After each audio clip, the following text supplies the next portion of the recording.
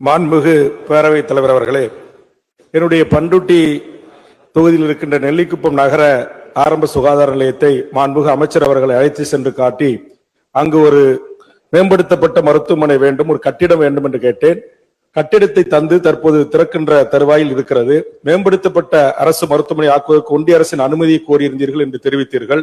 அதுவரையில் அங்கு பேரி என்கிற பழமை வாய்ந்த சர்க்கரை ஆலை இருக்கிறதால் தொழிலாளர்கள் விபத்து ஏற்படுவது, விவசாயிகளும் பாதிக்கப்பட்டு மருத்துவமனைக்கு செல்கின்ற போது 24 மணி நேரம் மருத்துவர்கள் செவிலியர்கள் பணியில் இருப்பதில்லை.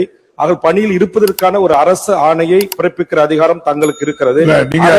அதை மருத்துவர்கள் வேல்முருகன் பொதுவா டாக்டர் செவிலியர் இருக்க மாட்டாங்க அப்படிங்கிறது வேண்டாம், அது நீக்கிருந்தேன். அப்படியே மாண்புமிகு அமைச்சர் இல்ல, மாண்புமிகு